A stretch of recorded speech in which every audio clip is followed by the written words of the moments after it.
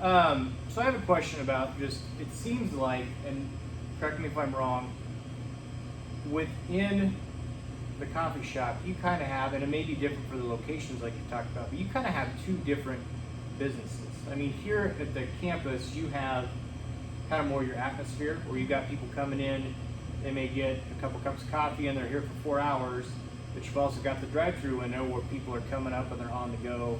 And so you kind of have two different, I don't know what the right word for it is, but you kind of have two different business models that you have to maybe follow when you're running a coffee shop, because you got people that want it fast and they want it on the go, but you also have to provide an atmosphere that people feel comfortable and welcome.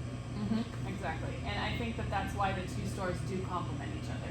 But people are always surprised to learn that we do 70% of our entire business out of the drive-through. So the drive-through has always been very important to us, because exactly the point that you make. And we love the culture of people coming in here. I don't mind people coming in and buying a cup of coffee and sitting for 4 hours.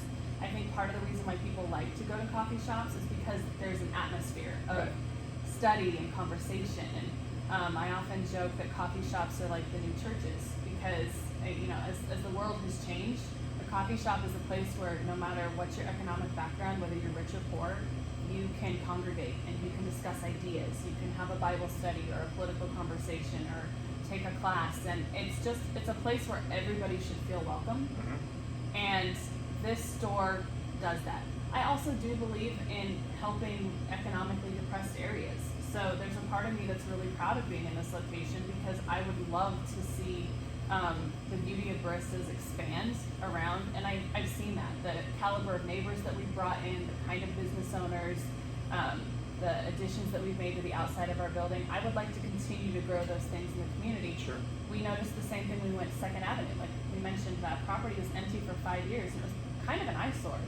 And now it pops and it has all those flowers, and we watched as our neighbors, the car wash completely redid all of that. And I didn't know a car wash could look pretty, but it does now. Yeah, absolutely. Yeah. We watched as all those abandoned houses across from us got torn down. I like to think that when Baristas moves in, we improve the area around us, and we want to keep doing that and giving back. So 2nd Avenue is definitely great for tourism. A lot of people coming off the interstate stop at that store. It's a really good base to promote Kearney, and we're constantly doing that, telling people about other great businesses that they should go to lunch to or go shopping to.